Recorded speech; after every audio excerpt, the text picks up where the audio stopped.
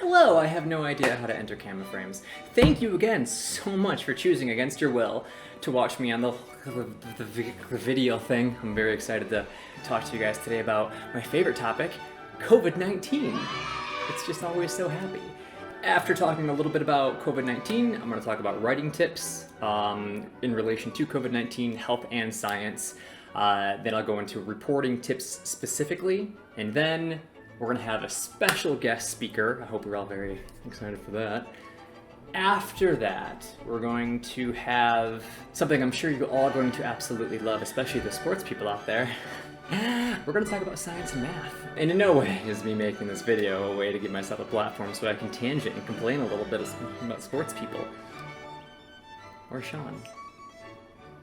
I really do recommend, though, that even after watching this video, go back and read the AP book, because there's just so much detail in there and every single sentence matters. And there's just no way I could fit all 7 pages of it in one video. I'm just going to give you the most important things and we're going to go from there. So, coronaviruses are a family of viruses named for like the crown-like spikes on their surfaces. Diseases such as SARS, MERS, and COVID-19 are all coronaviruses. With COVID-19 specifically, as of early 2020, phrasing like the new coronavirus or the new virus was acceptable.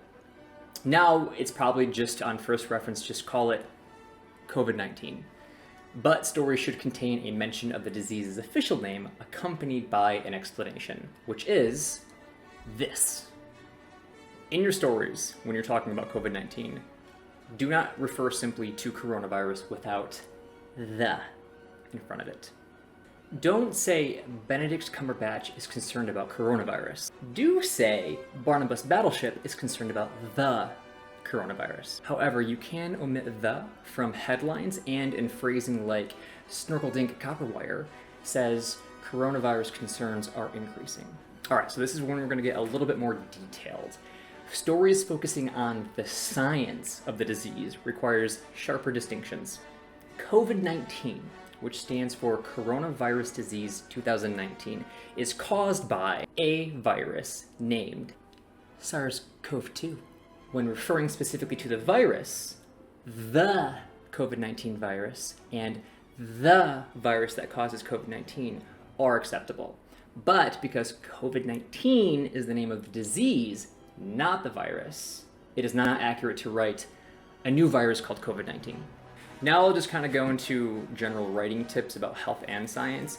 It's important to, of course, translate for the reader what certain things mean. Medical jargon, not everybody knows what medical jargon is, so just replace it for things that are more common to use. For example, instead of using clinician, use the word doctor. Instead of efficacy, just say how well it works. Literature, other studies. Pathogen, germs. If you don't know how to replace a specific word with something that's a little bit more reader-friendly, just ask an expert.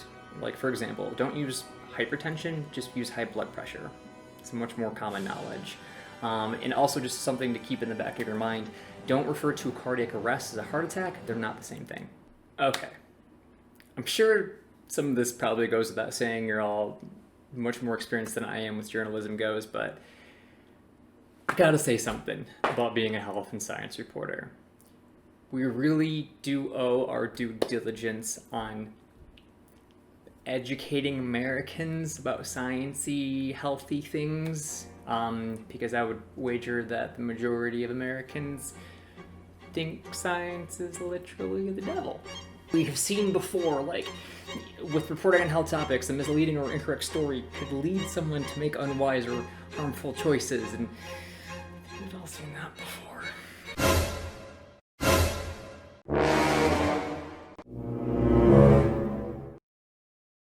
So I want to talk a little bit about pitfalls.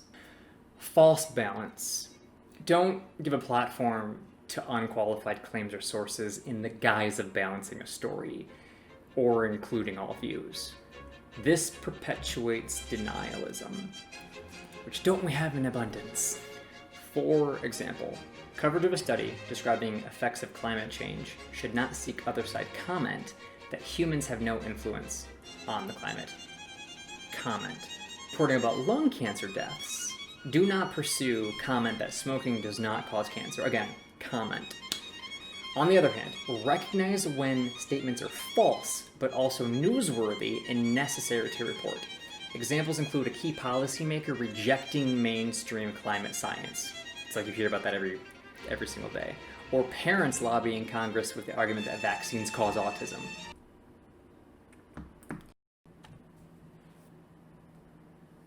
Yes, I'm calming down, thank you, I'm sorry. But such stories need fact-checking material, making clear that science shows that the statements are wrong. Talking to patients and families can be okay, but just quote patients on their lives and their feelings. Quote scientists on science. Please don't report medical advice from celebrities or sports figures. They're often paid by companies or advocacy groups to pitch products or a point of view, such as the need for certain cancer screenings or a diet or a wellness product, and they are not scientific or medical experts. Cures. Avoid calling a disease cured, especially cancer.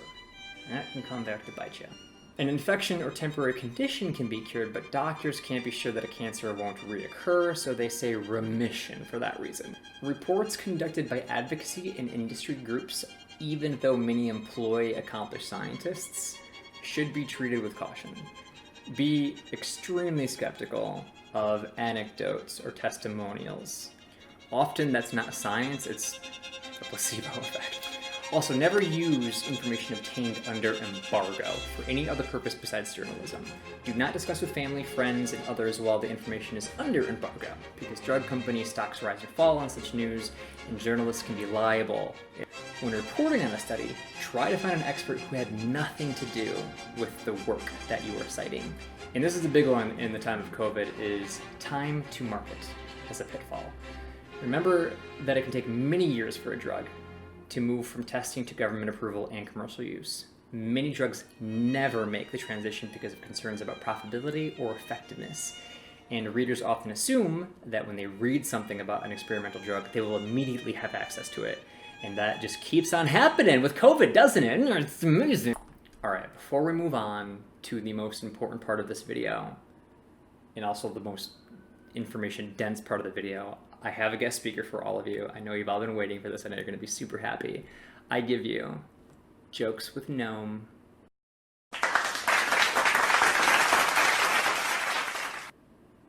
I'm really not proud of that one. I'm sorry. All right, home stretch. So the most important part of this entire presentation that I want you to take away from this is the importance of actually reading and knowing how to read scientific studies. There are a variety of different kinds of studies that you need to be able to understand when you're doing health reporting. There's actually experiments, there's observational studies, there's meta-analyses, modeling. Research stages are also something that you need to understand when you actually read an experiment. You can find these in the book, but the most important one I would wager is an experiment where a researcher is actually studying whether or not a medicine works in one group, and then another group that they say they're giving the experiment to, but they're not actually giving them, but also the doctors and the patients don't know which one is which, and then they actually look at the study's results afterwards. Anyway, you probably already know this, you're all master's students, you're all smarter than I am, so whatever.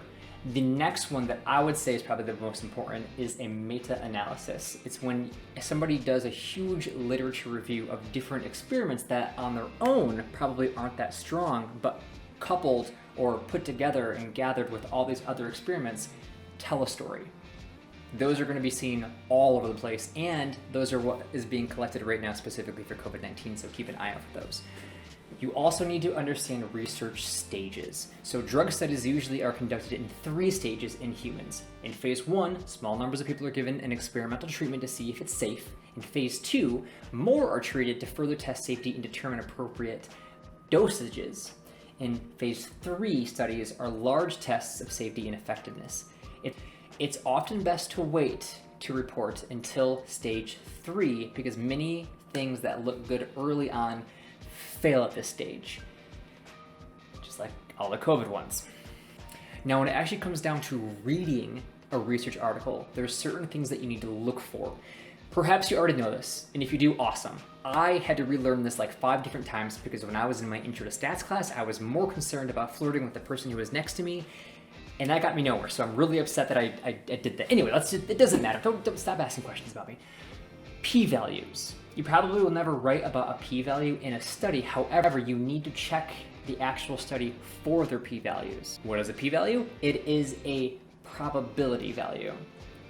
It's a measure that scientists use to gauge whether a result reflects a real reliable difference or is just a fluke. Here's the numbers that you want to look for. Generally, a p-value is less than 0.05. This suggests the results is reliable. So if a study reports that a drug lowered cholesterol and the results has a p-value of 0.04, it has met the test. It's also important to understand that these can be gamed. They call it p-hacking or facking. Don't say facking. This is when researchers cherry pick different kind of variables and put them together so the p-value is under 0.05. Always ask researchers whether or not they tested more variables than what they're actually reporting. Confidence intervals. So if a confidence interval ranges from below 1 to over 1, it means the result is not statistically significant. For example, if a drug lowered the risk of a heart attack, but the confidence interval was 0.85 to 1.25, it fails the test. In a sense, you can think of this. You can think of confidence intervals like margins of error in an opinion poll. The tighter the range, the better. All right, so I know this is very boring and dry information. I did not include everything in this video that's in the book, so I really do recommend going and reading it if health reporting is something that you want to focus on specifically. I do wish you luck in your ventures, and I hope you enjoyed this. I'm really tired. My face is red for some reason. This dude keeps yelling at me, and I need to go to bed.